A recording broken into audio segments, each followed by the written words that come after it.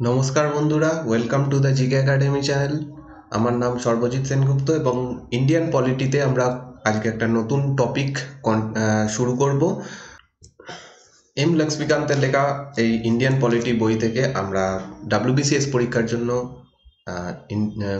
যে পলিটির যে টপিকগুলো রয়েছে সেগুলোকে আমরা পড়ছিলাম এবং আমি এর আগে অনেকগুলো টপিক কভার করে এসেছি, যেগুলো তোমরা পেয়ে যাবে এই চ্যানেলের প্লেলিস্ট অপশানে গেলে তোমরা এখানে যে প্লেলিস্টগুলো দেখতে পাচ্ছ তার মধ্যে ভারতের সংবিধানের ওপর একটা প্লেলিস্ট করা রয়েছে। সেইখানে যদি তোমরা যাও, পর পর ভিডিওগুলো সাজানো রয়েছে, তো তোমরা প্রথম থেকে দেখতে পারবে এবং ডাব্লিউবিসিএস পরীক্ষার জন্য তোমাদের প্রিপারেশন আরও ভালোভাবে করতে পারবে। তো প্লিজ প্লেলিস্টে গিয়ে তোমরা এই ভিডিওগুলো দেখে নিও।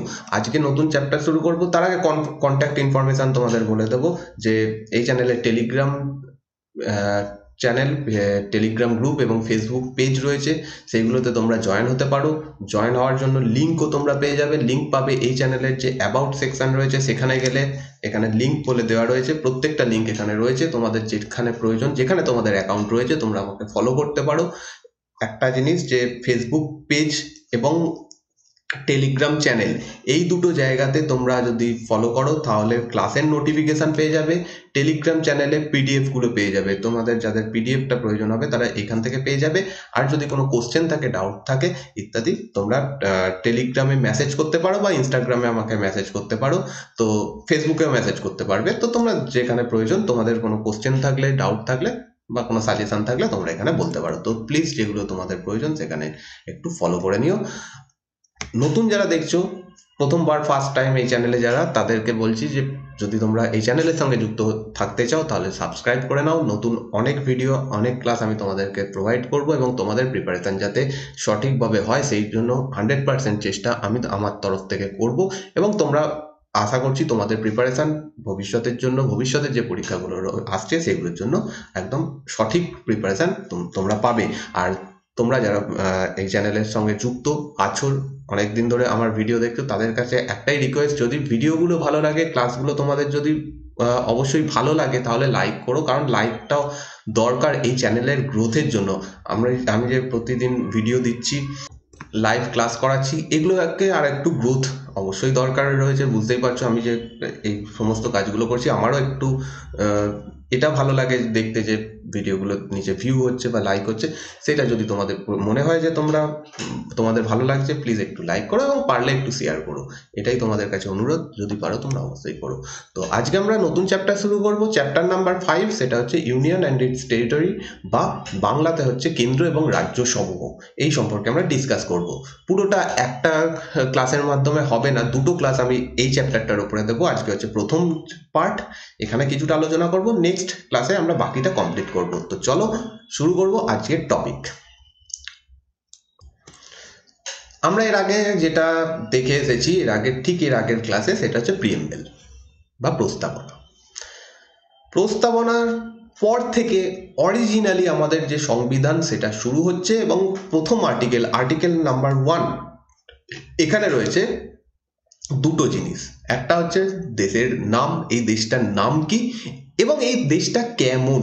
প্রথম বলা হচ্ছে কি, article 1 describe India, that is Bharat is a union of state rather than a federation of state. আমরা এখান থেকে দুটো জিনিস পাচ্ছি। সেটা হচ্ছে ফার্স্ট, ভারতের মানে এই দেশটার নাম দুটো দেওয়া রয়েছে, ভারত অথবা ইন্ডিয়া।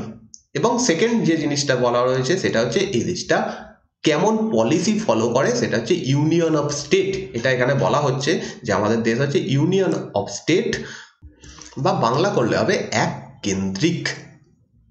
এক কেন্দ্রিক, ঠিক আছে? আমাদের দেশ হচ্ছে এক কেন্দ্রিক বা ইউনিয়ন অফ স্টেটস। তো তাহলে এই পুরো আর্টিকেল থেকে, প্রথম আর্টিকেল থেকে আমরা যেটা জানতে পারছি সেটা হচ্ছে ফার্স্ট, আমাদের দেশের নাম কি। যখন আমাদের সংবিধান তৈরি হয়, ভারত স্বাধীন হয় এবং কনস্টিটিউয়েন্ট অ্যাসেম্বলি বা সংবিধান সভা তৈরি হয়, তারা সংবিধান রচনা করতে শুরু করে। তার যারা সদস্যরা ছিলেন তাদের মধ্যে একটা কথা নিয়ে ডাউট ছিল যে ভারতের নাম, মানে দেশটার নাম কি দেওয়া হবে।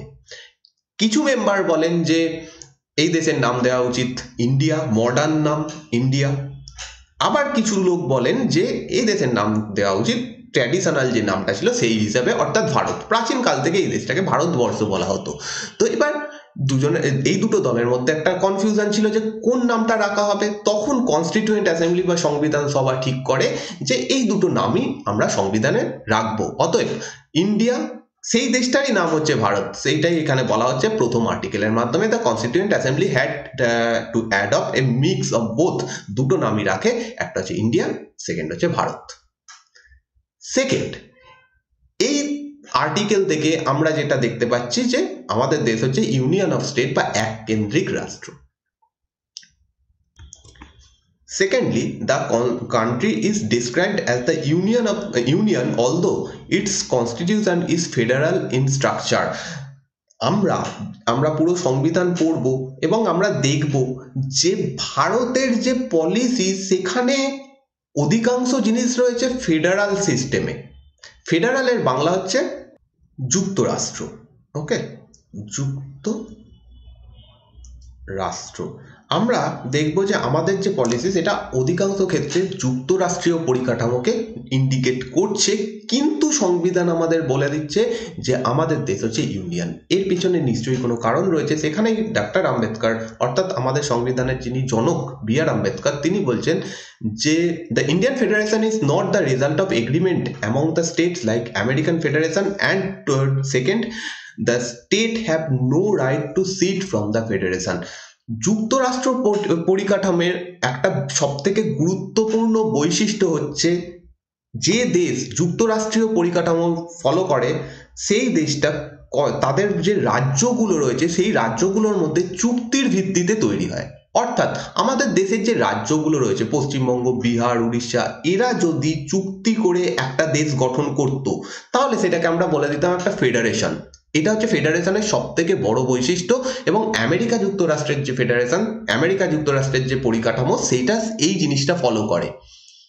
এবং এই ধরনের রাষ্ট্রগুলো যেগুলো ফেডারেশন স্ট্রাকচারকে ফলো করে, তারা চাইলে, সেই দেশের রাজ্যগুলো চাইলে যে কোনো সময় কেন্দ্র থেকে, অর্থাৎ দেশ থেকে আলাদা হয়ে যেতে পারে, বেরিয়ে যেতে পারে।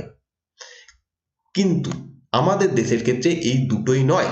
প্রথম কথা, আমাদের দেশ এইভাবে কয়েকটা রাজ্যের মধ্যে চুক্তির মাধ্যমে তৈরি হয়নি। সেকেন্ড, রাজ্যগুলো চাইলে কোনোদিনই দেশ থেকে আলাদা হতে পারবে না। কোনো একটা রাজ্য, বিহার যদি চাইলো যে আজকে আমরা আলাদা হয়ে যাব, সেইটা কোনোদিনই সম্ভব নয়। সেই কারণে ডক্টর আম্বেদকর বলেছেন যে আমাদের দেশ একটা ইউনিয়ন অফ স্টেট। এই যে দুটো বৈশিষ্ট্য, যে তারা কোনোদিনই বাইরে যেতে পারবে না, আলাদা হতে পারবে না, এবং তাদের মধ্যে কোনো চুক্তি হয়নি, এটা ইউনিয়নের বৈশিষ্ট্য, একটা এককেন্দ্রিক রাষ্ট্রের বৈশিষ্ট্য। তো যেহেতু এইটা ফলো করে, সেই জন্য আমাদের দেশের সংবিধানের প্রথম আর্টিকেলে এটাই লেখা রয়েছে, আমাদের দেশ হচ্ছে একটা এককেন্দ্রিক রাষ্ট্র বা ইউনিয়ন অফ স্টেটস। কিন্তু ফেডারেশনের অনেক বৈশিষ্ট্য আমরা পরবর্তীকালে দেখব যে ভারতের যে পলিসি তাতে রয়েছে। তার মানে এই নয় যে আমাদের দেশটা পুরোপুরি ফেডারেশন। তো আমাদের যে এই সিস্টেমটা একটু ইউনিক সিস্টেম, এখানে ইউনিয়নেরও বৈশিষ্ট্য রয়েছে, এখানে ফেডারেশনেরও বৈশিষ্ট্য রয়েছে। সেই জন্য কয়েকটা টার্ম আমাদের দেশের সংবিধানকে বা আমাদের দেশের পলিসিকে দেওয়া হয়, যেমন কোয়াসি ফেডারাল, বা এমন একটা ফেডারেশন সিস্টেম যেখানে ইউনিয়ন এবং ফেডারেশন দুটোই রয়েছে, এরকম একটা মিক্সড ব্যাপার আমাদের দেশের পলিসিতে রয়েছে। তো আমরা আজকে যে চ্যাপ্টারটা পড়ছি, অর্থাৎ ইউনিয়ন অফ স্টেট, বা যে রাজ্যগুলো, কেন্দ্র এবং রাজ্য সমূহ সম্পর্কে পড়ছি, এই জিনিসটা রয়েছে প্রথম কথা পার্ট ওয়ানে রয়েছে এটা। এবং এখানে টোটাল আর্টিকেল রয়েছে 1 থেকে 4।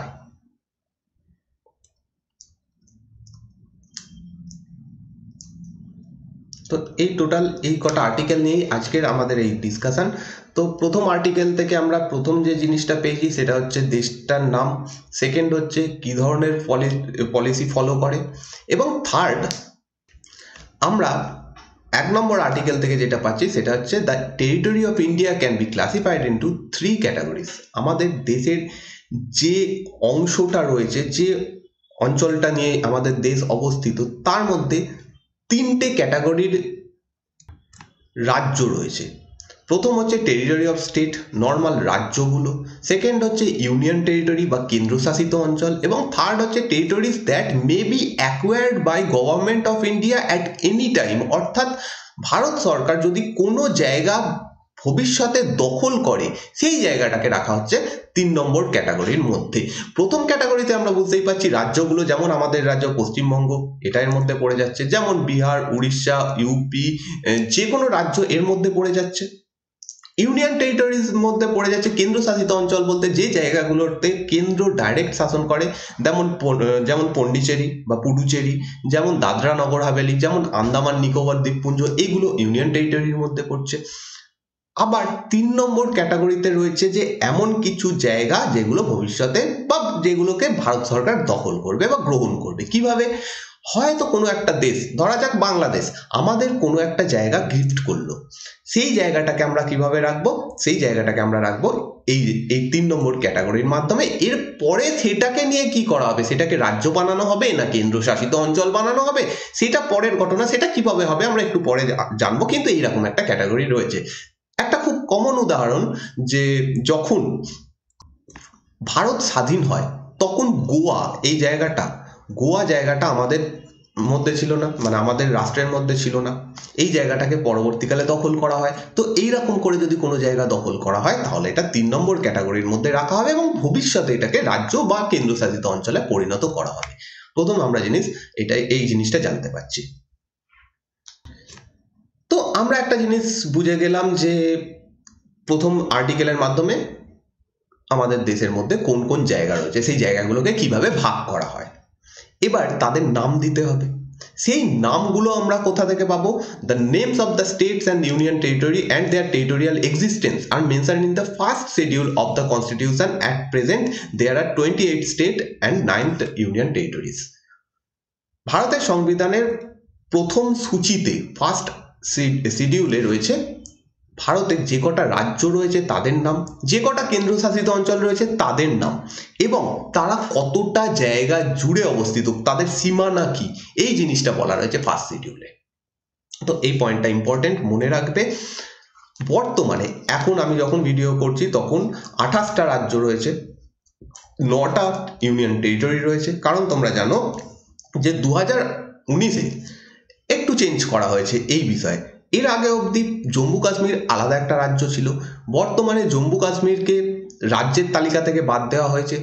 জম্মু কাশ্মীর যে রাজ্য যে জায়গাটায় ছিল সেটাকে ভেঙে দুটো আলাদা ইউনিয়ন টেরিটরি করা হয়েছে। তো সেই কারণে বর্তমানে 28টা স্টেট, 9টা ইউনিয়ন টেরিটরি রয়েছে, এবং এদের প্রত্যেকের নাম, তারা কতটা জায়গা জুড়ে রয়েছে সেটা আমরা পাবো ফার্স্ট শিডিউল থেকে। তো এটার উপরে এই ফুট নোটটা দেওয়া হয়েছে। টিল 2019 অব্দি the erstwhile state of Jammu Kashmir enjoyed a special position by the virtue of Article 370 of the Indian Constitution. Jammu Kashmir যে রাজ্য, এই রাজ্যটা 370 ধারার মাধ্যমে স্পেশাল তাদের একটু ক্ষমতা দেওয়া হয়েছিল, যেটাকে তুলে নেওয়া হচ্ছে। ঠিক আছে, এটা আগে একটা আলাদা রাজ্য ছিল, যেটা বর্তমানে ইউনিয়ন টেরিটরির মধ্যে চলে আসছে। এইবার আমরা এর একটু আগে যাব, পার্ট 21-এ। আমাদের সংবিধানের 21 নম্বর পার্টে কিছু স্পেশাল ক্ষমতা দেওয়া রয়েছে কিছু রাজ্যকে। সেই রাজ্যগুলো হচ্ছে মহারাষ্ট্র, প্রথম রাজ্য হচ্ছে Maharashtra, second Gujarat, third Nagaland, fourth Assam, fifth Manipur, sixth হচ্ছে অন্ধ্রপ্রদেশ, সেভেন্থ হচ্ছে তেলেঙ্গানা, এইথ সিকিম, 9th মিজোরাম, 10 নম্বর হচ্ছে অরুণাচল প্রদেশ, 11 গোয়া এবং 12 নম্বর কর্ণাটক। এই 12টা রাজ্যকে কিছু বিশেষ ক্ষমতা দেওয়া রয়েছে, তাদের কিছু বিশেষ অধিকার দেওয়া রয়েছে, সেইগুলো বলা রয়েছে পার্ট 21 নম্বর পার্টে এগুলো বলা রয়েছে। আমরা যখন 21 নম্বর পার্ট পড়বো সেইগুলোতে স্পেশাল কি স্ট্যাটাস কি বলা রয়েছে সেইগুলো সেই সময় জানবো, কিন্তু এখন এইটুকু তোমাদের মনে রাখলে হবে। 21 নম্বর পার্টে এই 12টা স্টেটে কতগুলো স্টেট সংখ্যাটা মনে রাখতে হবে, কোন কোন রাজ্যকে দেওয়া রয়েছে সেইগুলো তোমাদেরকে মনে রাখতে হবে।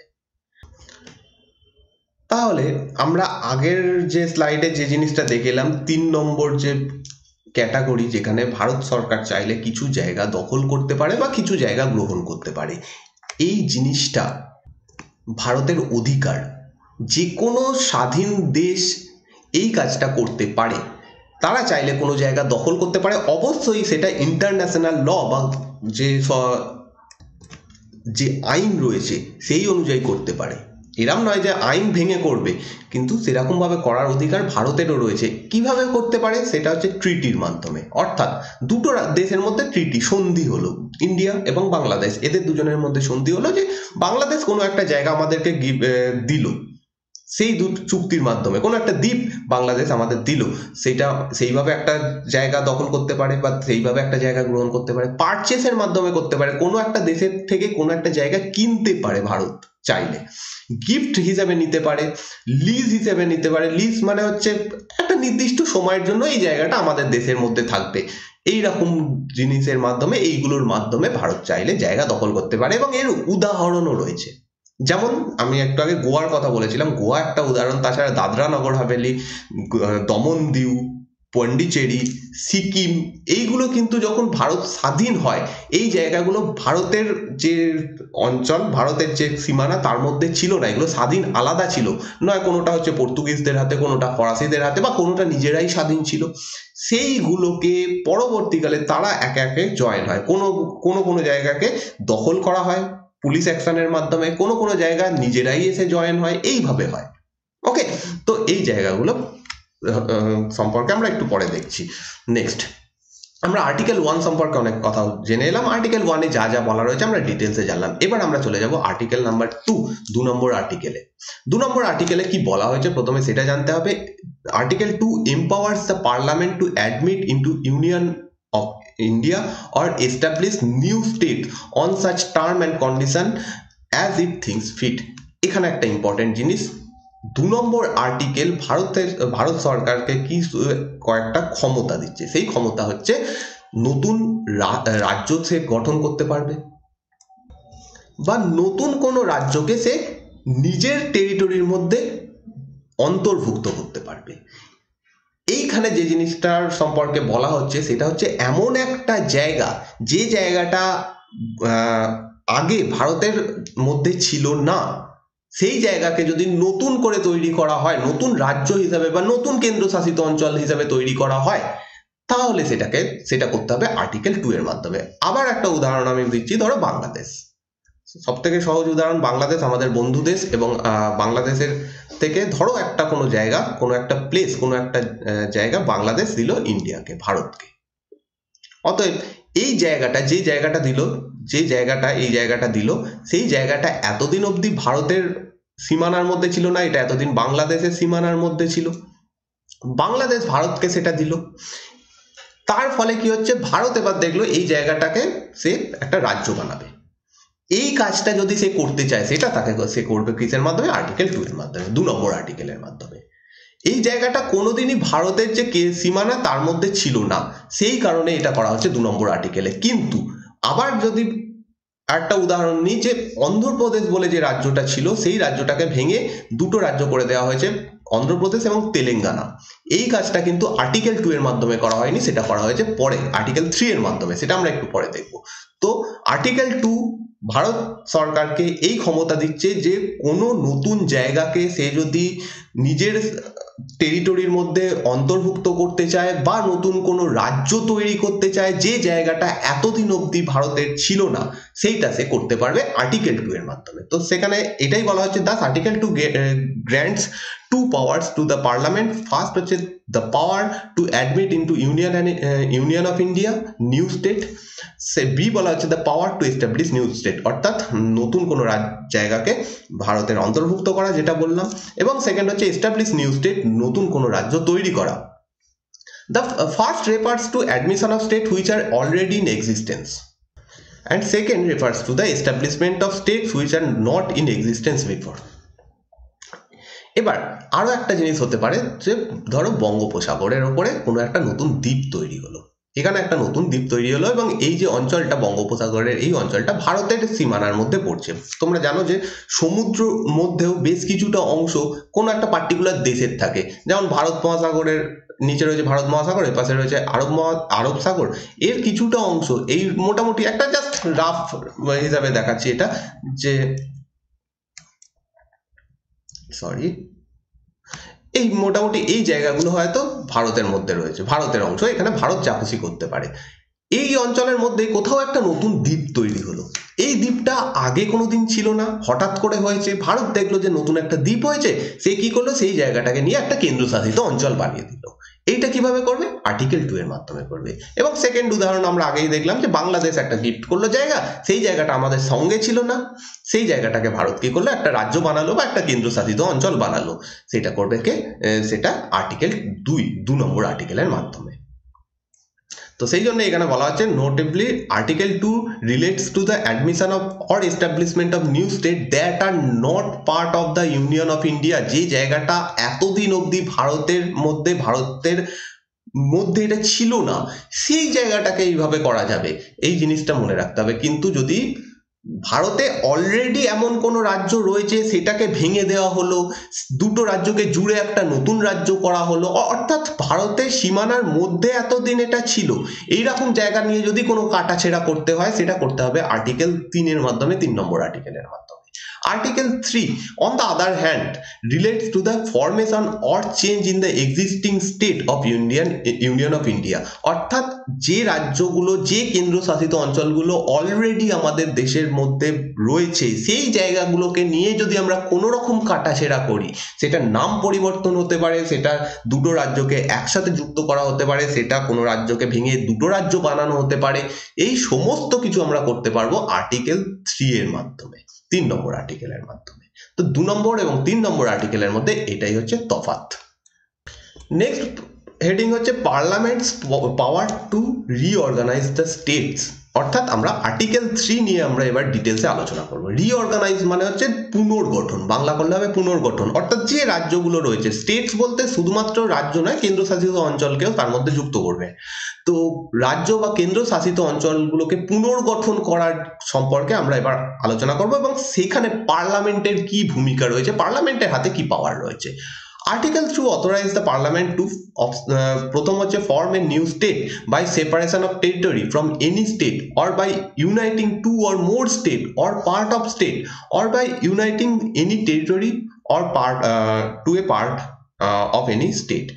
এত বড় যে লাইনটা লেখা রয়েছে, এটা সহজ করে আমি তোমাদেরকে বোঝাচ্ছি। তো 3 নম্বর আর্টিকেলের মাধ্যমে প্রথম যে ক্ষমতাটা পার্লামেন্টকে দেওয়া হচ্ছে, সে চাইলে কি করতে পারে, দুটো রাজ্য রয়েছে, 1 নম্বর রাজ্য, 2 নম্বর রাজ্য, পার্লামেন্ট কি করলো, এই দুটো রাজ্যকে একসাথে জয়েন করে দিয়ে একটা বড় রাজ্য তৈরি করলো। এই ক্ষমতা তাদের দেওয়া হয়েছে 3 নম্বর আর্টিকেলের মাধ্যমে।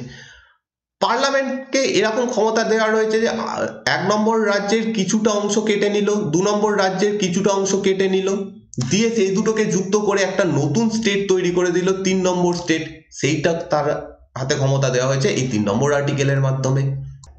বা 1 নম্বর স্টেট থেকে কিছুটা অংশ কেটে নিল, নিয়ে কি করলো, 2 নম্বর স্টেটের সঙ্গে সেটা যুক্ত করে দিল, 1 নম্বর স্টেট থেকে এটা কেটে নিয়ে 2 নম্বরে যুক্ত করে দিল।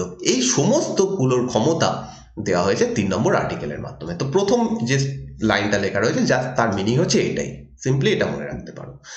সেকেন্ড ক্ষমতা হচ্ছে increase the area of any state. এইটাই মানে হচ্ছে কোনো একটা রাজ্য রয়েছে, সেটাকে আরেকটু বড় করা হলো। স্বাভাবিক, বড় করতে গেলে অন্য কোনো জায়গা থেকে কাটতে হবে, জায়গা তো আর নতুনভাবে তৈরি হবে না। হ্যাঁ, নতুনভাবেও তৈরি হতে পারে, হয়তো কি হলো, বঙ্গোপসাগরের উপর একটা দ্বীপ তৈরি হলো, ওকে, সেই দ্বীপটা 2 নম্বর আর্টিকেলের মাধ্যমে কি করা হয়েছে, সেটাকে একটা কেন্দ্রশাসিত অঞ্চলে পরিণত করা হয়েছে। পরবর্তীকালে কি ঠিক হলো, সেই দ্বীপটাকে নিয়ে গিয়ে পশ্চিমবঙ্গের সঙ্গে অ্যাড করে দেওয়া হবে, তখন সেটা করা হবে 3 নম্বর আর্টিকেলের মাধ্যমে। তো এইভাবে কোনো একটা জায়গাকে বড় করা যেতে পারে, ওকে। 3 নম্বর বলা হচ্ছে diminish the area of any state. কোনো একটা রাজ্যকে ছোট করা যেতে পারে, যেমন বললাম যে 1 নম্বর স্টেটকে কেটে নিয়ে 2 নম্বর স্টেটের সঙ্গে যুক্ত করা যেতে পারে, অর্থাৎ 1 নম্বর স্টেটটা কি হলো, ছোট হয়ে গেল 1 নম্বর রাজ্যটা, সেই ক্ষমতা দেওয়া হয়েছে পার্লামেন্টকে 3 নম্বর আর্টিকেলের মাধ্যমে। 4 নম্বর যেটা বলা হচ্ছে সেটা হচ্ছে alter the boundaries of any state. কোনো রাজ্যের সীমানাকে চেঞ্জ করতে পারে, অর্থাৎ যেরকম আজকে সীমানা রয়েছে, সেই সীমানাকে চেঞ্জ করে অন্যরকম করা হলো, সেইটা ক্ষমতা দেওয়া হয়েছে আর্টিকেল 3 এর মাধ্যমে।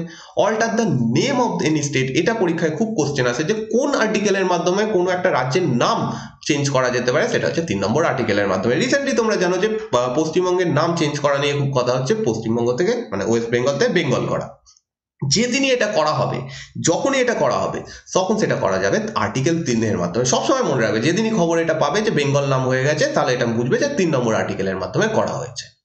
ওকে, তো এইগুলো ক্ষমতা দেওয়া হয়েছে পার্লামেন্টকে। এইবার যে জিনিসটা তোমাদের জানতে হবে সেটা হচ্ছে, আমরা এতক্ষণ রাজ্যগুলো নিয়ে কথা বলছি, অর্থাৎ কেন্দ্রীয় সরকারের ক্ষমতা রয়েছে, সে চাইলে রাজ্যকে যেরকম খুশি বানাতে পারে, ভাঙতে পারে, জুড়তে পারে, যা খুশি করতে পারে। রাজ্যগুলো সেখানে কি করবে? রাজ্যগুলোকে জানানোর প্রয়োজন রয়েছে, কারণ রাজ্যের হাতেও কিছু ক্ষমতা তো রয়েছে। আমাদের যে সংবিধান, তাতে যেমন কেন্দ্রকেও ক্ষমতা দেওয়া হয়েছে, রাজ্যকেও ক্ষমতা দেওয়া হয়েছে।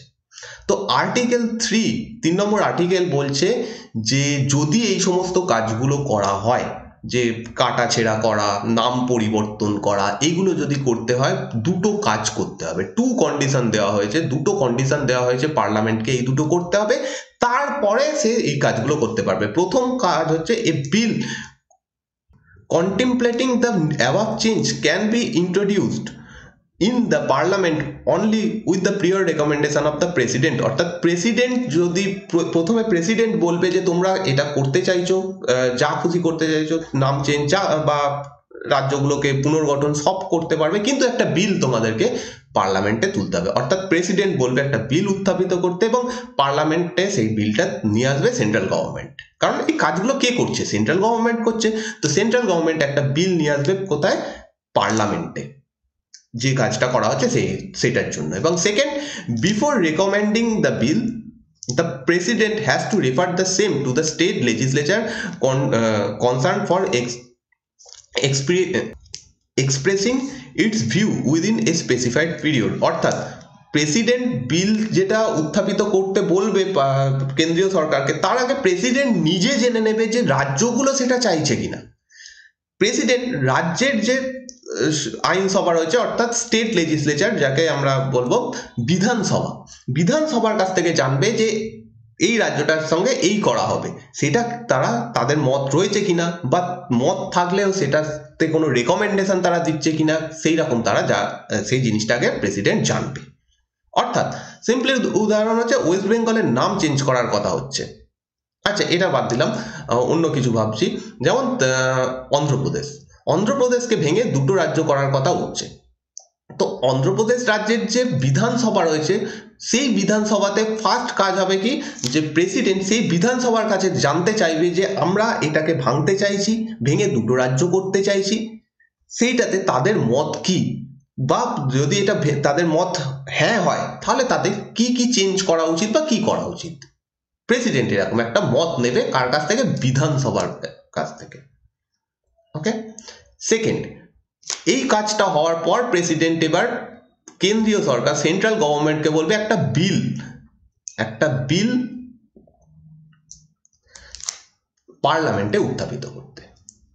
তারপরে গিয়ে সেই বিলটা পাস হবে। বিলটা পাস হওয়ার পরে যেটা করা হচ্ছে, অর্থাৎ অন্ধ্রপ্রদেশকে ভেঙে দুটো রাজ্য বানানো হচ্ছে, সেটা হবে। তো এই কাজটা পরপর করতে হবে, না হলে কিন্তু এই আর্টিকেল 3 নম্বর আর্টিকেলের মাধ্যমে ক্ষমতা দেওয়া থাকলেও করা সম্ভব হবে না। এই স্টেপগুলো পরপর ফলো করার পরেই সেটা হবে। এই অবধি আশা করছি তোমরা বুঝতে পারলে। এবার আমরা যেটা দেখলাম, যে প্রেসিডেন্ট বিধানসভার কাছ থেকে জানতে চাইবে, বা স্টেট লেজিসলেচারের কাছ থেকে জানতে চাইবে যে তাদের এই যে কাজটা করা হচ্ছে সেটা সম্পর্কে তাদের মত কি। বিধানসভা স্বাভাবিক কিছু জিনিস বলবে, যে এটা করা উচিত, এটা করা উচিত নয়। প্রেসিডেন্ট বা পার্লামেন্ট সেই মতগুলো নিতেও পারে, নাও নিতে পারে। এই ক্ষমতাও কেন্দ্রীয় সরকারকে দেওয়া রয়েছে। The president or parliament is not bound by the views of state legislature and may either accept or reject them। অর্থাৎ স্টেট লেজিসলেচার, রাজ্যের যে আইনসভা, তারা যে মতগুলো দিচ্ছে, সেটা তারা কেন্দ্রীয় সরকার গ্রহণ করবে কি করবে না, সেটা সম্পূর্ণ তাদের নিজস্ব ব্যাপার। গ্রহণ করতেও পারে, নাও করতে পারে, কিন্তু ফর্মালিটি এটা রয়েছে, অবশ্যই স্টেট লেজিসলেচারকে জানাতেই হবে। এই অবধি আমরা বুঝলাম। এইবার এত অবধি যদি আমরা বুঝতে পারি, একটা জিনিস আমাদের কাছে ক্লিয়ার, যে সেন্ট্রাল গভর্নমেন্টের হাতে বেশি ক্ষমতা দেওয়া রয়েছে রাজ্যগুলোর পুনর্গঠনের ক্ষেত্রে। সেন্ট্রাল গভর্নমেন্ট চাইলে এটা করতে পারে, অবশ্যই বিল আইনসভাতে নিয়ে এসে করতে পারে। এবং সেকেন্ড ব্যাপার, রাজ্যগুলো কি চাইছে বা কি চাইছে না, তাদের মত কি, সেটা তারা নিতেও পারে, নাও নিতে পারে, সেটা সম্পূর্ণ তাদের ব্যাপার। তো সেন্ট্রাল গভর্নমেন্টের হাতে এক্সট্রা ক্ষমতা দেওয়া রয়েছে রাজ্যের পুনর্গঠনের জন্য। এবার যদি আমরা ইউনিয়ন টেরিটরির দিকে দেখি, in case of union territory, কেন্দ্রশাসিত অঞ্চল, এগুলোতে কেন্দ্রই শাসন করে, অতএব এইগুলোর জন্য এরকম কিচ্ছু করতে হবে না, না কোনো বিল উত্থাপন করতে হবে, না সেখানকার যে আইনসভা রয়েছে সেখানে বলতে হবে। চাইলেই কেন্দ্রীয় সরকার সেই রাজ্যগুলোর নাম চেঞ্জ করতে পারে, সেইগুলোর বাউন্ডারি চেঞ্জ করতে পারে, যা খুশি করতে পারে, কারণ সেইগুলো ইউনিয়ন টেরিটরি। ইউনিয়ন টেরিটরি মানে কেন্দ্রশাসিত অঞ্চল, কেন্দ্রের হাতেই রয়েছে।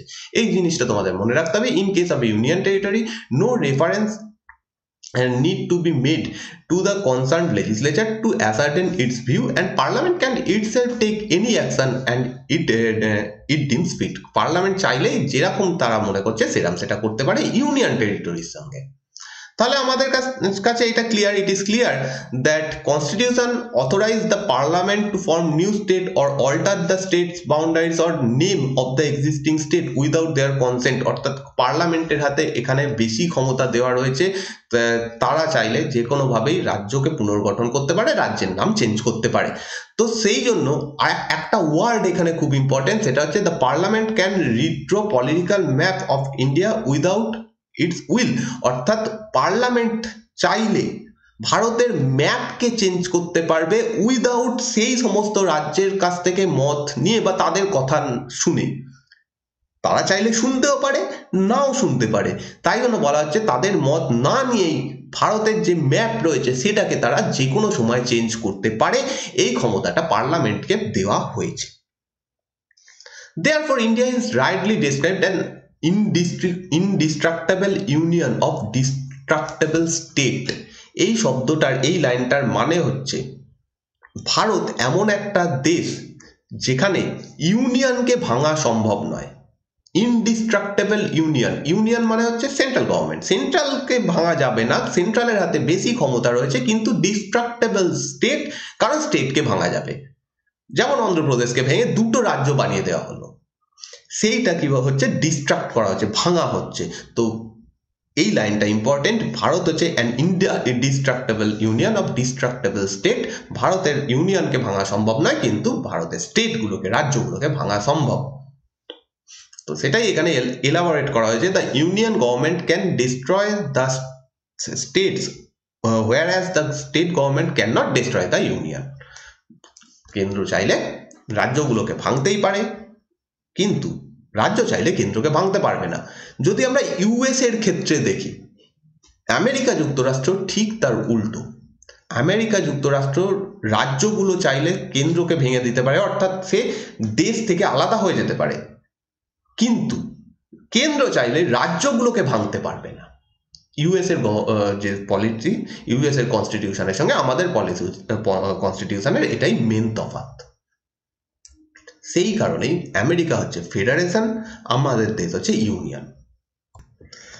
এই অবধি আমরা বুঝলাম।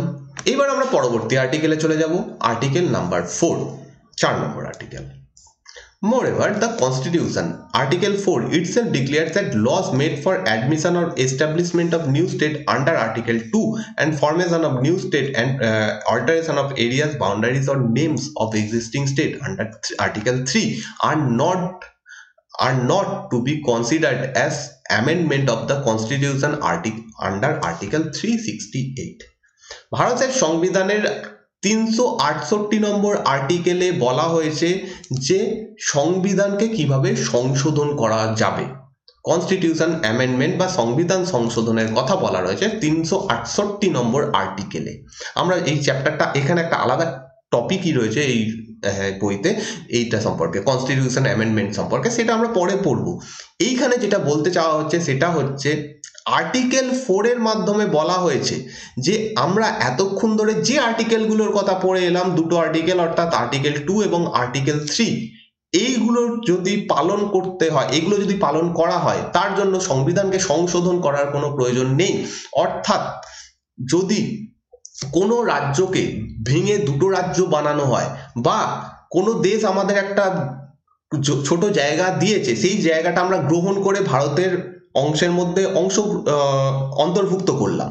এই সমস্ত কাজ করার জন্য আমাদেরকে সংবিধান সংশোধন করতে হবে না, এবং সংবিধান সংশোধন রয়েছে 368 নম্বর আর্টিকেলের মধ্যে, এখানে সেটা বলা রয়েছে। বা যদি কোনো রাজ্যের নাম চেঞ্জ করতে হয়, যখন পশ্চিমবঙ্গের নাম চেঞ্জ করে বাংলা করা হবে, যদি করা হয়, তার জন্য কিন্তু সংবিধানকে সংশোধন করতে হবে না, সিম্পলি সেটাকে করা যাবে। এবং এর মানে যেটা হচ্ছে, সংবিধানকে সংশোধন করতে হবে না তার মানে হচ্ছে আমরা এটাকে সিম্পল মেজরিটিতে এটাকে পাস করিয়ে নাম চেঞ্জ করে নিতে পারবো, বাউন্ডারি চেঞ্জ করতে পারবো। এইভাবে সিম্পল হচ্ছে সাধারণ, এবং মেজরিটি হচ্ছে সংখ্যাগরিষ্ঠতা। যখন আমরা পার্লামেন্ট চ্যাপ্টারে যাব, কিভাবে বিল পাস হয় জানবো, সেই সময় দেখবো যে সিম্পল মেজরিটি কি বা স্পেশাল মেজরিটি কি, এইগুলো তখন দেখবো। বিশেষ সংখ্যাগরিষ্ঠতা, এই জিনিসগুলো কি আমরা পরে জানবো, কোনো অসুবিধে নেই। যে এখন যদি মনে করো যে অনেকে আছো যারা নতুন, একদম জানো না সংবিধান সম্পর্কে, এই টার্মগুলো একটু গন্ডগোল হয়ে যেতে পারে, তো মনে রাখবে এইগুলো অবশ্যই আমরা পড়বো, এইগুলো সম্পর্কে ডিটেলসে আলোচনা করবো। ওকে, নেক্সট। এইবার আমরা যেমন কোনো দেশ যদি আমাদের কোনো জায়গা দেয়, গিফট করে, সেই জায়গাটা আমরা গ্রহণ করতে পারি। সিম্পলি আমরা দেখতে পেলাম যে আর্টিকেল নাম্বার 2 নম্বর আর্টিকেলের মাধ্যমে এটা আমরা করতে পারি, ঠিক আছে। তেমনিভাবে আমরাও কোনো দেশকে গিফট করতে পারি। আমরা চাইলাম কি, আমাদের একটা জায়গা রয়েছে, সেই জায়গাটা কাকে দেবো, বাংলাদেশকে দেব। ওকে, এটা আমরা করতেই পারি। সেইটা করার জন্য কি করতে হবে, এইবার সেইটা নিয়ে আলোচনা করা হবে। Does the power of parliament to diminish the area of a state include also the power to cede Indian territory to foreign country? পার্লামেন্টের হাতে কি এই ক্ষমতাটা রয়েছে যে কোনো একটা জায়গা সে চাইলে অন্য কোনো দেশকে দিয়ে দিতে পারবে?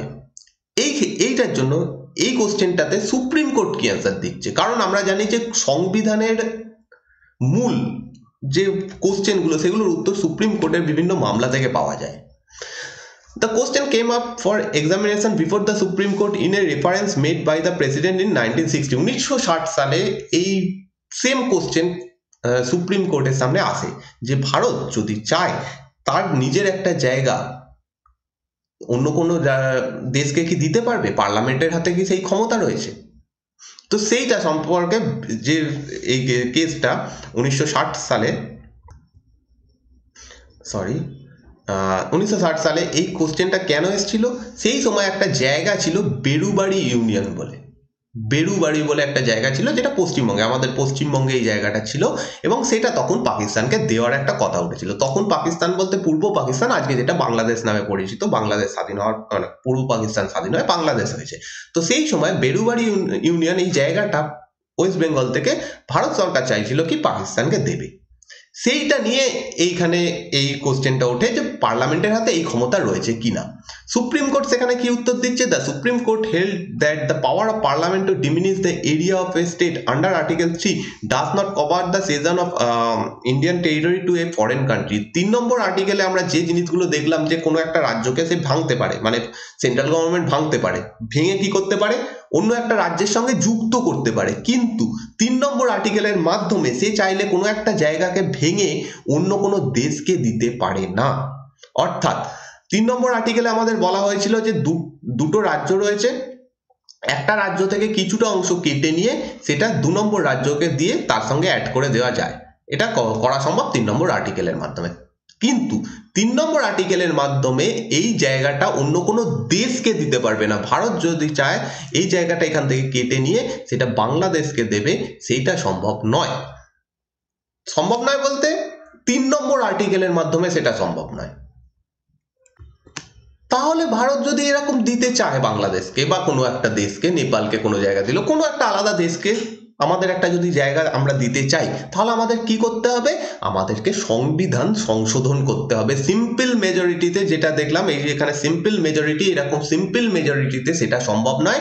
এই কাজটা করার জন্য করতে হবে সংবিধান সংশোধন। Hence Indian territory can be cede to a foreign state only by amending the constitution. একমাত্র সেটা সংবিধানকে সংশোধনের মাধ্যমে করা সম্ভব।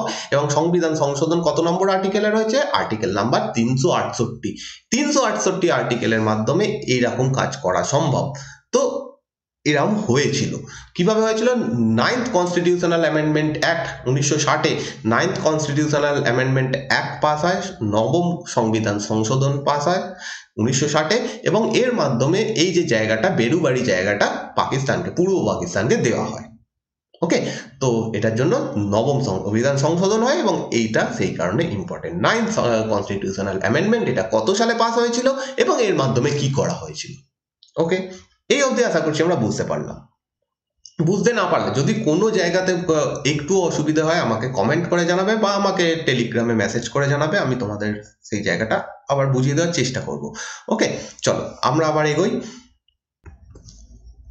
On the other hand, the supreme court in 1969, 1969 সালে সুপ্রিম কোর্ট আবার একটা মামলা বা আবার একটা বিচার জানাচ্ছে যে settlement of boundary dispute between India and another country does not require a constitutional amendment.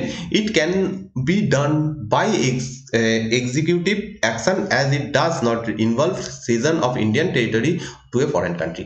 যদি কোনো দেশের সঙ্গে আমাদের বাউন্ডারি নিয়ে কোনো প্রবলেম থাকে, ওকে, সেইটাকে করার জন্য, সেই ডিসপিউটটাকে মেটানোর জন্য যদি কিছু করা হয়, তার জন্য সংবিধান সংশোধনের কোনো প্রয়োজন নেই। যদি সেরকম সেন্ট্রাল গভর্নমেন্ট মনে করে, সে এমনি দিতে পারে। যেমন ধরা যাক আজকে আমাদের প্রবলেম আছে পাকিস্তানের সঙ্গে ভারতের বেশ কিছু জায়গা নিয়ে, পিওকে নিয়ে প্রবলেম চলছে। ইন কেস যদি ভবিষ্যতে কোনো সময় সেন্ট্রাল গভর্নমেন্ট মনে করে যে ঠিক আছে পিওকে জায়গাটা ভারত দিয়ে দেবে পাকিস্তানকে, তাহলে সেটার জন্য সংবিধান সংশোধনের প্রয়োজন নেই, কারণ সেটা বাউন্ডারি ডিসপিউট নিয়ে চলছে। কিন্তু যদি সেটা গিফট হিসেবে কোনো কারণে দেওয়া হয়, কোনো একটা জায়গায় যদি গিফট হিসেবে দিতে হয়, সেটার জন্য সংবিধান সংশোধন করতে হবে। এইটুকু জায়গা আমরা বুঝতে পারলাম আশা করছি। নেক্সট যে টপিক, মানে নেক্সট যে হেডিংস রয়েছে সেটা হচ্ছে evolution of state and union territories. পর কিভাবে আমাদের রাজ্যগুলো তৈরি হয়, প্রথম থেকে স্বাধীনতার পর থেকে রাজ্যগুলো কিভাবে তৈরি হয়, ভেরি ভেরি ইম্পর্টেন্ট। এইটুকু জায়গা থেকে, এরপর থেকে যতটুকু জায়গা রয়েছে সেখান থেকে প্রচুর কোশ্চেন তোমাদের পরীক্ষায়, বিভিন্ন পরীক্ষায় আসে। তো এই জায়গাটা একটু তোমরা ভালোভাবে বোঝার চেষ্টা করবে। এই বিষয়ে আমরা যে জিনিসটা জানবো যে প্রথমে একদম ভারতের যখন স্বাধীন ভারত হয়, ভারত যখন প্রথম স্বাধীন হয়, তখন থেকে কিভাবে ধীরে ধীরে রাজ্যগুলো তৈরি হওয়া শুরু হয়। এইখানে যাওয়ার আগে যে প্রথম হেডটা দেখতে পাচ্ছ, ইন্টিগ্রেশন অফ প্রিন্সলি স্টেট, দেশীয় রাজ্য, প্রিন্সলি স্টেটের বাংলা হচ্ছে দেশীয় রাজ্য। এইখানে যাওয়ার আগে আমরা একটা জিনিস একটা চার্টের মাধ্যমে জানবো। আমি এখানে লিখছি, যদিও এই জিনিসটা পুরোটাই এখানে লেখা রয়েছে যাতে সহজে বোঝা যায়, তাই জন্য এরকম ওপরে আমি লিখছি। ধরো ইন্ডিয়া, ভারত যখন স্বাধীন হয় তখন দু রকমের রাজ্য ছিল। দু রকমের রাজ্য, এক রকমের রাজ্য যেখানে ব্রিটিশদের ডাইরেক্ট শাসন ছিল, অর্থাৎ ব্রিটিশরা সেখানে ডাইরেক্ট শাসন করতো, ঠিক আছে, সেগুলোকে আমরা প্রান্ত বলে জানি, ইতিহাসেও পড়েছি অনেকবার যে প্রভিন্স বলা হয়, ঠিক আছে, পিআর লিখলাম শর্টে, প্রভিন্স বলা হতো। আর একটা হচ্ছে দেশীয় রাজ্য বা যেটাকে বলা হচ্ছে প্রিন্সলি স্টেট। প্রভিন্সগুলোতে যেমন ব্রিটিশ সরকার ডাইরেক্ট শাসন করতো, যেমন আমাদের বাংলা, যেমন ছিল ইউনাইটেড প্রভিন্স, সেন্ট্রাল প্রভিন্স, এইরকম ম্যাড্রাস, বম্বে, এইগুলো হচ্ছে প্রভিন্স বা প্রান্তগুলো ছিল যেগুলোতে ব্রিটিশরা ডাইরেক্ট শাসন করতো। অন্যদিকে কিছু প্রিন্সলি স্টেট ছিল, কিছু নয় অনেক প্রিন্সলি স্টেট ছিল যেগুলোতে সেখানকার রাজারা শাসন করতো, যেমন মাইসোর, যেমন হায়দ্রাবাদ, এরকম কিছু রাজ্য ছিল যেগুলোতে সেখানকার যে রাজবংশ ছিল, সেখানকার যিনি রাজা ছিলেন, শাসক ছিলেন, তিনি শাসন করতেন। কিন্তু এই রাজ্যগুলো ব্রিটিশ সরকারের অনুগত্য মেনে নিয়েছিল। তো ব্রিটিশ ইন্ডিয়া এইরকম দুটো ভাগে বিভক্ত ছিল। যে প্রভিন্স বা প্রান্তগুলো ছিল সেইগুলোকে আবার দুভাগে ভাগ করা হতো। একটা হচ্ছে chief commissioners Province, chief commissioners Province, CCP লিখছি শর্টে, অর্থাৎ যেখানে চিফ কমিশনার শাসন করতেন। ওয়ান টাইপ অফ বলতে পারি যে এইগুলো কেন্দ্রশাসিত অঞ্চল ছিল, সেই সময়কার কেন্দ্রশাসিত অঞ্চল। সেই সময় কেন্দ্র বলতে ব্রিটিশ সরকার এগুলোতে ডাইরেক্ট শাসন করতো, একদম সেন্ট্রাল থেকে নিচে একদম শাসন করতো এই রাজ্যগুলোতে। আর কিছু ছিল গভর্নরস প্রভিন্স, যেখানে যে গভর্নর প্রভিন্সগুলো ছিল সেগুলোকে আজকের টার্মে রাজ্য বলতে পারি, অর্থাৎ এইগুলোতে আলাদা শাসন ব্যবস্থা ছিল। এখানকার যিনি শাসন করতেন তাদেরকে গভর্নর বলা হতো, গভর্নর জেনারেল বলা হতো। এইরকম একটা টেবিল আমাদের সামনে উঠে আসবে যখন ভারত স্বাধীন হয়। এইবার এই জিনিসটাই এখানে বলা হয়েছে, at the time of independence India comprised two category of political unit, namely British provinces under the direct rule of British government and the princely state under the rule of native princes, but subject to paramountcy of British crown। অর্থাৎ দু রকমের রাজ্য ছিল সেই সময়, একটা হচ্ছে British provinces মানে হচ্ছে ব্রিটিশদের আন্ডারে রাজ্য, যেগুলো ব্রিটিশরা ডাইরেক্ট শাসন করত, এবং সেকেন্ড হচ্ছে প্রিন্সলি স্টেট, যেগুলোতে হচ্ছে প্রিন্সরা বা রাজারা রাজত্ব করত, সেগুলো ব্রিটিশদের অনুগত্য মেনে নিয়েছিল, কিন্তু সেখানে ব্রিটিশরা ডাইরেক্ট শাসন করতো না। সেখানে শাসন কেমন হবে, কিভাবে সেখানকার বিভিন্ন নীতি নির্ধারণ হবে, সেইগুলো নির্ভর করতো সেই রাজ্যের রাজাদের উপরে। The Indian independence act 1947, 1947 Bharat শাসন আইন, যখন এই আইনটা পাস হয়, অর্থাৎ এই আইনের মাধ্যমে ভারত স্বাধীন হয়ে যায়। শুধু স্বাধীন হয় না, পুরো ভারতের যে ভূমি ছিল সেটাকে ভেঙে দুটুকরো করে দেওয়া হয়। একদিকে চলে যায়, একটা দিক হয়ে যায় পাকিস্তান, আর একটা দিক থেকে যায় ভারত হিসাবে। তো the Indian Independence Act 1947 created two independent and separate dominions of India and Pakistan। দুটো রাষ্ট্র তৈরি হচ্ছে নতুন, একটা হচ্ছে ভারত আর একটা হচ্ছে পাকিস্তান।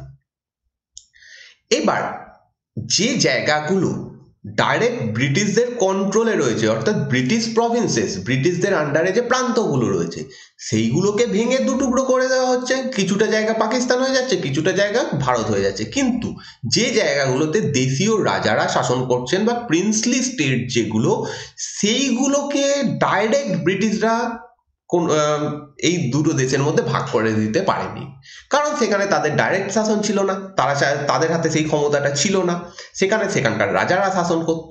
তো সেই কারণে ব্রিটিশ গভর্নমেন্ট এই সমস্ত রাজ্যগুলোকে কিছু মানে একটা পারমিশন দেয় বা পরামর্শ দেয় যে তোমরা এইগুলো করতে পারো। তারা কি বলে যে and give 3 opinions to the princely state. এই সমস্ত প্রিন্সলি স্টেটগুলোকে 3খানা ওপিনিয়ন, 3খানা মত দেওয়া হয় যে তোমরা এর মধ্যে যে কোনো একটা গ্রহণ করতে পারো। প্রথমটা হচ্ছে জয়নিং ইন্ডিয়া, অর্থাৎ ভারতে জয়েন করে যাও।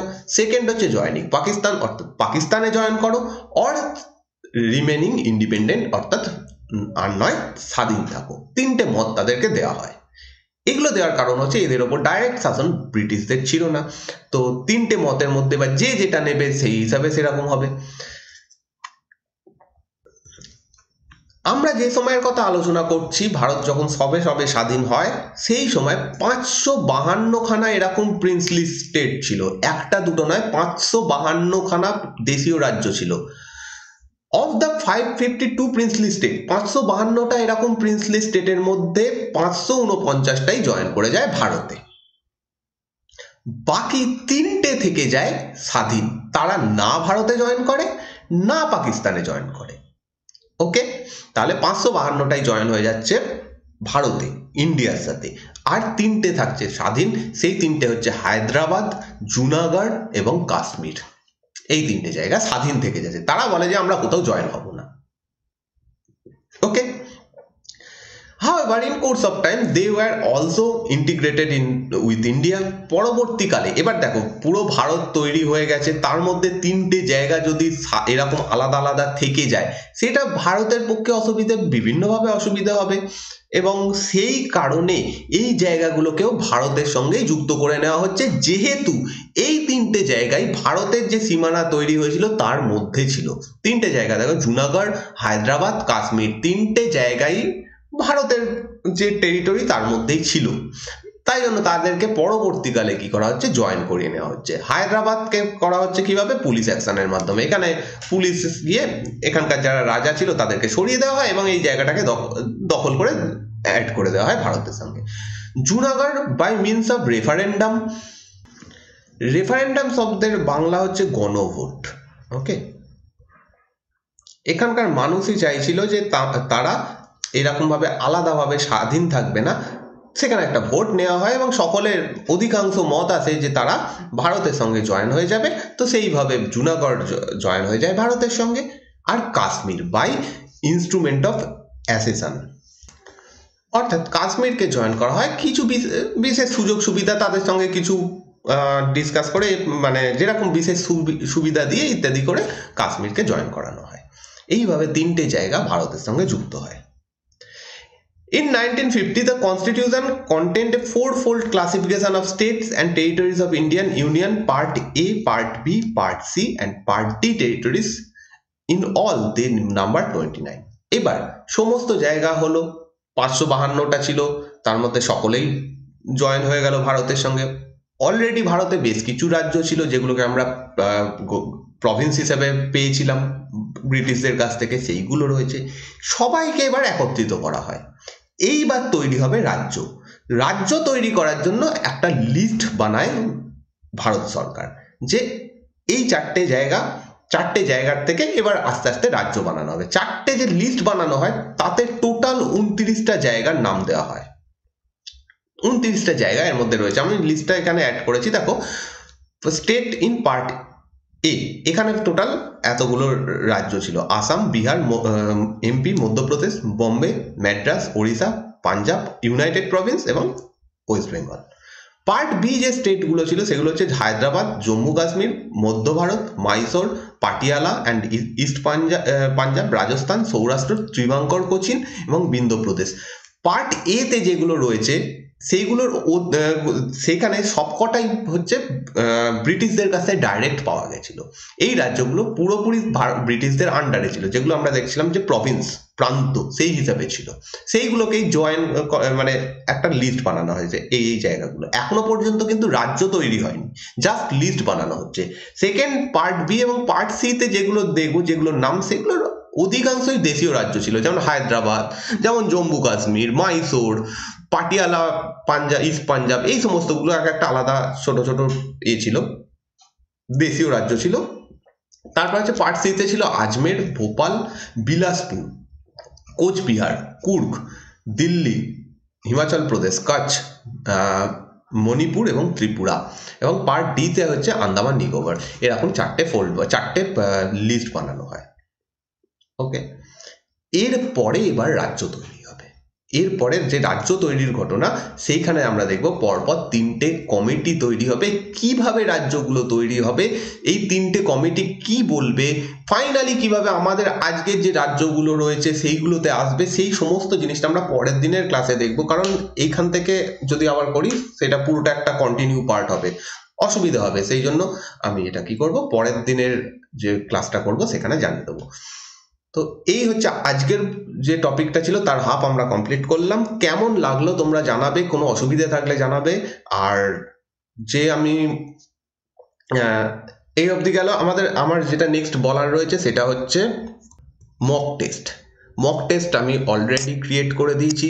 মক টেস্ট তোমরা সকলে অংশগ্রহণ করো, যারা আমার ক্লাস দেখছো, যারা নতুন জয়েন হচ্ছ চ্যানেলে তারাও, প্লাস যারা অলরেডি বহুদিন ধরে আমার ভিডিও দেখছো তারা প্রত্যেকেই পার্টিসিপেট করো। কত পাচ্ছ সেটার থেকে তোমরা নিজেরা বুঝতে পারবে যে তোমাদের ইমপ্রুভমেন্ট কেমন হচ্ছে। কারণ এখানে যে কোশ্চেনগুলো আমি সিলেক্ট করেছি, যেগুলো এখানে দিয়েছি, সেই কোশ্চেনগুলো প্রত্যেকটা ইম্পর্টেন্ট কোশ্চেন, পরীক্ষায় আসা কোশ্চেন, প্রিভিয়াস তোমরা কোশ্চেনে পার্টিসিপেট করলেই বুঝতে পারবে যে এগুলো প্রত্যেকটাই আগের আসা কোশ্চেন। প্রত্যেকটা সাবজেক্ট থেকে কোশ্চেন রয়েছে। তো যেরকম একটা পরীক্ষা হয় সেরকমই একটা ছোটভাবে আমি পরীক্ষা নিচ্ছি। তো প্লিজ সকলে জয়েন করো। লিঙ্ক অলরেডি বিভিন্ন জায়গাতে দেওয়া রয়েছে, ফেসবুক এবং টেলিগ্রামে দেওয়া রয়েছে। এছাড়াও এই চ্যানেলের যে কমিউনিটি সেকশন সেখানে রয়েছে। এখানে যে কমিউনিটি বলে যে অপশানটা রয়েছে দেখতে পাচ্ছ, এখানে তোমরা গেলে সেই লিঙ্ক পেয়ে যাবে। প্রত্যেকটা জায়গাতেই পেয়ে যাবে। মক টেস্টের একটা আলাদা প্লে লিস্ট করা রয়েছে, সেই প্লে লিস্টে যে ফার্স্ট মক টেস্টের যে ডিসকাশন করেছি, আমি একটা ভিডিও বানিয়েছি প্রথম মক টেস্টে যে কোশ্চেনগুলো ছিল সেগুলো নিয়ে ডিসকাশন করেছি, ওটাও অবশ্যই দেখো। সেখানে আমি আরো এক্সট্রা পয়েন্ট তোমাদের কিছু দিয়েছি, সেগুলো তোমাদের কাজে লাগবে। তো সেটার নিচেও লিঙ্ক রয়েছে, বিভিন্ন জায়গায় লিঙ্ক তোমরা পেয়ে যাবে। তো অবশ্যই পার্টিসিপেট করো এবং পার্টিসিপেট করে আমাকে আমি এটা জানাবো, তোমাদের রেজাল্ট জানাবো, যে প্রথম 5 জনের নাম আমি বলবো যেদিন পরের মক টেস্টটা আলোচনা করব, সেদিন প্রথম 5 জন কত মার্কস পাচ্ছ সেই নামগুলো জানাবো, আর বাকিরা এমনি মার্কস জেনে যাবে যে তোমরা কত পাচ্ছ। ওকে, তো অবশ্যই পার্টিসিপেট করো। তোমাদের কাছে আর একটা অনুরোধ, যেটা প্রথমেও করেছি, যে প্লিজ লাইক করো ভিডিওটা, কারণ লাইকের ওপর নির্ভর করে এই চ্যানেলের গ্রোথ কেমন হবে। লাইক করো এবং যদি পারো বন্ধুদের মধ্যে শেয়ার করো। যারা নতুন দেখছো তারা প্লিজ সাবস্ক্রাইব করে নাও চ্যানেলটা। আরও নতুন নতুন ক্লাস তোমরা পাবে, এরকম রেগুলার ক্লাস আমি দিতে থাকছি। তো প্লিজ সাবস্ক্রাইব করে পাশে দেওয়া বেল আইকন অবশ্যই টিপে দাও। আর যদি ভালো লাগে, নতুন যারা পুরনো যারা প্রত্যেককেই বলছি, যদি ভালো লাগে লাইক কমেন্ট এবং শেয়ার করো। তো দেখা হচ্ছে নেক্সট ক্লাসে আমরা এই চ্যাপ্টারটা পুরো কমপ্লিট করবো। So thank you for watching this video.